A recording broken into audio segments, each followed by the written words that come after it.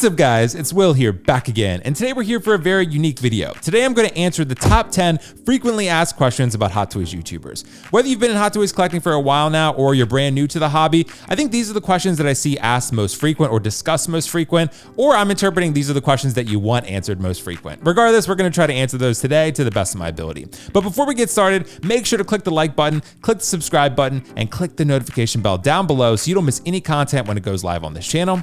That said, let's answer some questions.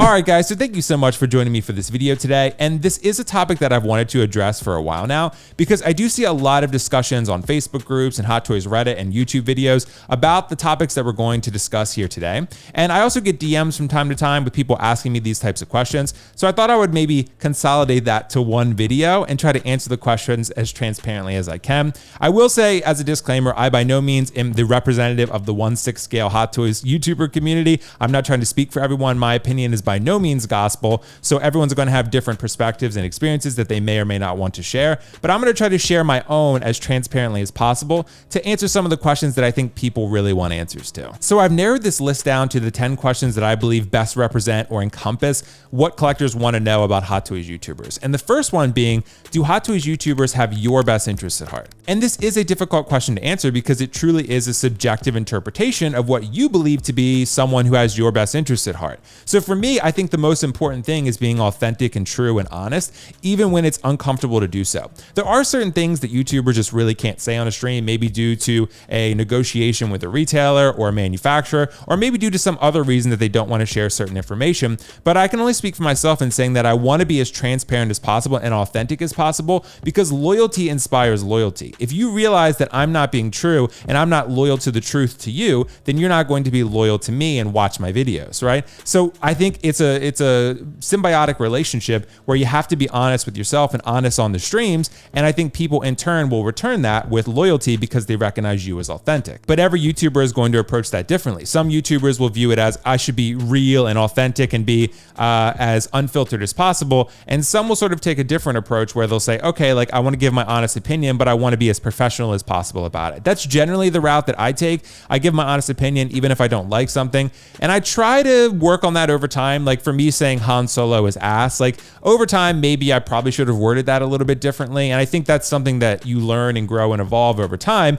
and you try to better your craft because of those experiences. And to answer the question more directly, I would say that in general, yes, most Hot Toys YouTube content creators do have your best interest in heart because it's in their interest to do so. If I don't have your best interest in heart and I'm not trying to offer you the things that you want to see and the advice that you want to see and the information that you want to access, then I'm not useful to you, and then you're not going to watch my videos. So I pretty much have to have your best interest at heart anyway, regardless of my other intentions, because if I don't, my channel won't be successful. So do they have your best interest at heart? I would say in general, yes. Most Hot Toys content creators do want to make videos that really are useful to people, and they do care about your well-being. They're not trying to make something that's intentionally trying to fuck you over.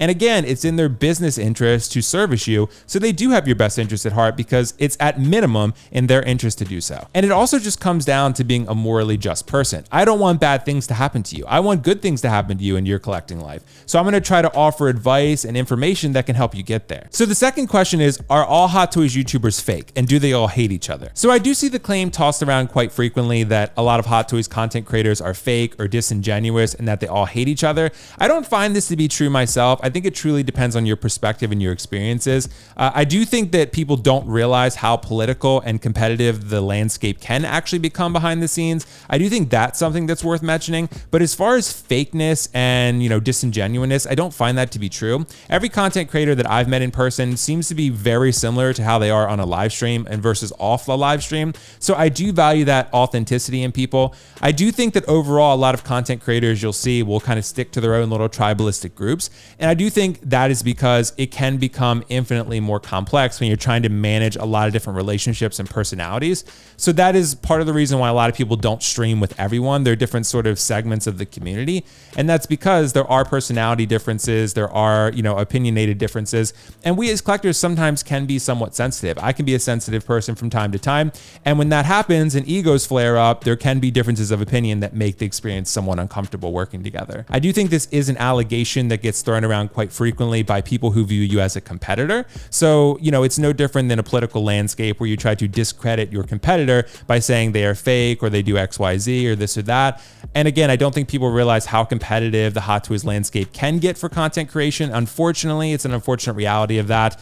But I do think that's up for the audience to make that determination to try to see if the allegation is driven by some sort of ulterior motive or if it has some sort of legitimacy to it. And the third question is, how much do Hot Toys YouTubers get paid, and are they all about the money? So the amount of money that a content creator makes can vary greatly depending upon the size of the channel and the popularity of the content that that channel produces. This can be a difficult or uncomfortable question to answer because it's kind of like asking someone like, how much money do you make at your day job? Like, not everyone is going to transparently offer such information freely to you. For me though, I've invited transparency in this video, so I'm fine answering it on this occasion. As far as AdSense revenue is concerned, on a good month, I might make about $400 to $500. That's on a really good month. That's like a high end. Normally, maybe it's about $350 a month. But I think what people need to consider about that is how much revenue is actually going into your pocket versus the capital that's required upfront to even consider that a possibility. So I have to buy the figures for one, right? Which is costing me quite a bit of money at this point. A regular Hot Toys figure is about $300 or usually over that nowadays for the figures you really want. Beyond that, you also have to consider the amount of time that's being factored in to even make the content in the first place, to produce it. Is the rate of return really that good? Not really. I can make more at my day job in probably a day or two than I do on a month in YouTube, right? So the amount of revenue gained here in this niche hobby is not really significant enough to say I'm all about the money here, right? My accountant actually asked me this year, is it possible to even call this a business for you, this YouTube channel that I run? Because there doesn't seem to be a reasonable expectation that you're going to turn a profit. That's a legitimate question he asked me, right? So when you're considering the capital required upfront to even obtain the product, and you're also considering the amount of time invested to produce the content, the rate of return financially is really very poor. So when you do hold the belief that Hot Toys YouTubers are primarily about the money or the clout or whatever it may be, I do think it's important to note that there's really not that much money or clout to be had because this is a niche hobby. And if you were looking for that, you'd probably want to expand. And the fourth question is, do Hot Toys YouTubers get discounts on their figures, and how much of a discount? So this is another question where the answer can vary greatly depending upon the content creator. Some content creators have no relationship whatsoever with any retailers and they buy everything full price out of pocket. Others do and get discounts, and usually they disclose that. For me, you guys know me pretty well. I work with 1/6 Kit and Comic Concepts. I do get discounts on my figures in exchange for promotion, but the discounts, that's not generally something that we can disclose because it puts the retailer in a compromising position. It's the same logic applied to an employer not wanting employees to discuss salaries amongst themselves because it can put the employer in a difficult position, because then another interested stakeholder could come in and be like, hey, like Will's getting X discount and I'm getting Y discount. What's up with that? So it puts them in a difficult position where negotiations are individual to each individual agreement between a content creator and a retailer. So generally, discounts are not something they want us disclosing for that reason specifically. And some people might wonder, does the discounted rate influence the perspective of the reviewer? I would say no, just not for myself at least. I've never once thought about, oh, I got a discounted rate, maybe I should say something nice about this product. Authenticity and transparency are important because otherwise you guys would never trust me and you never would listen to what I would say in the first place. So morally, it's in your best interest to be honest and transparent and fair. And from a business perspective, it's the same. So for me specifically, people ask the question a lot, does Inart require me to say certain things in my reviews? So this is a question I get somewhat frequently, and I really don't mind answering it. I've been pretty consistent about this. Inart has never once requested I say anything specific in any of my reviews. They have wanted to review some of my reviews before I posted them, and every time I denied the request and posted the review whenever I wanted, and I never heard anything more about it. I never got denied access for early figures ever again. I never was told that, I was unprofessional or anything like that. I never heard anything more about it. They realized the request was unreasonable based on my stance, and they decided not to do it again. So, but yeah, Inart has always been very fair. They want an authentic, they want an honest take, even if you feel like the product isn't quite as good as the prototype, or you didn't like it at all. They would want that honest perspective out there. Some of my reviews have been better than others. Of course, my Gandalf review wasn't my finest work. I made some errors and mistakes in that, which I've openly admitted. And I feel like that was still when I was early in reviewing. doing. And I still kind of am a little bit of a newcomer to reviews, but I feel like I'm getting better and better. So hopefully you guys agree on that, and the quality is improving. So, you know, that's really all there is to it. And the sixth question is there a lot of drama behind the scenes with YouTubers? I would say yes, if you want there to be. If you want to go looking for drama, you can certainly find it. There are plenty of Hot Toys YouTubers that lean into that drama, that play up the drama for views and clicks, because it generally does perform pretty effectively. There are a lot of people who, for one, either enjoy the drama, or two, feel like they have to click the video because they want to stay in the know about their favorite community or their favorite YouTubers who they follow. So this is something I think that is an unfortunate reality of pretty much any community that's in existence. There's always going to be drama to be found if you want to go looking for it, which is why a lot of content creators sort of isolate themselves to their own tribalistic groups, like I mentioned, because it mitigates a lot of the drama and it isolates you from that. This is a hobby that's meant to be about fun and escapism first and foremost, so the stress involved can greatly reduce if you isolate yourself and sort of only interact with your specific friend group. That's an unfortunate reality of our community, but it is a reality. And I've made plenty of my own mistakes in the past. This is kind of just part of the human condition. You make mistakes and you learn and grow. And me specifically, I used to maybe vent about other content creators behind closed doors to my friends because I didn't feel like I could approach those content creators directly about the concerns I had between our relationship. Well, I ended up reaching out to each of those content creators and apologizing to them because it wasn't really fair for me venting behind their back instead of bringing my concerns directly to them. That's all we can do, is try to own up to our mistakes and learn from those. The seventh question is, why do you make videos about Hot Toys and other collectibles? For me, I enjoy it because I genuinely love Hot Toys collecting and I love creating content as a creative outlet. I've always had a little bit of an artistic side and I like doing this as a creative outlet to keep me occupied. And it's also just a thing that allows me to connect with like-minded people. I'm a social person, but I'm not always the most outgoing person. I don't drink, I don't smoke, I don't party really. So it's hard to connect with a lot of people, I guess, my age. And that's been the case since, you know, I was in my early 20s and even teenage years. So finding people who have similar interests to myself that I can connect with has really been a great thing for my overall quality of life. And that's a part of the reason that I joined YouTube in the first place. My overall quality of life has improved by meeting people like Kiko and Natalie and Dean and all these other friends that I made, Marco and Calvin and all these other people, Danny Lee, that I met in San Diego, Jose.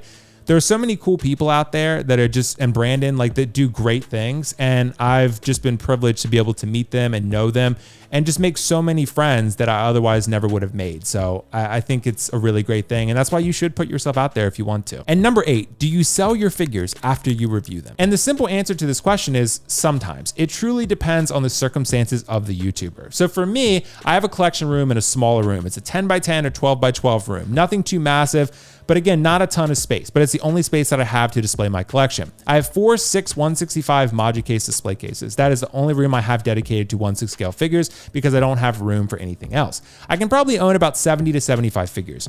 Just looking at Hot Toys, they're releasing that many figures in 1 year alone. That's not even counting Inart or 3.0 or Iconic or any other studio third party that you want to buy from. So for me, I have to be a little bit specific and thoughtful about what I'm doing. So I might want to get a figure that I'm going to review because I do think it's a figure that people want to maybe hear a perspective on that they trust, or maybe again, I want to expand my knowledge base. It's a figure that I want to learn more about because I want to know more about Hot Toys to have more valuable insights to share with people and to connect with people better. So as a YouTuber, you're considering a multitude of factors. How do I make myself more knowledgeable about the topic I'm discussing? And how do I also get opportunity to explore more things that are of interest to me? But again, we have limited space. I can't keep every figure. It's not possible. So yeah, I have to sell some things and I try to keep the things that are most important to me. So that's all I can do with that. And the 9th question is, do Hot Toys YouTubers consider themselves collectors or content creators first? So I think there's only one answer to this question because if you think about the logic of the question, there's only one answer that makes sense.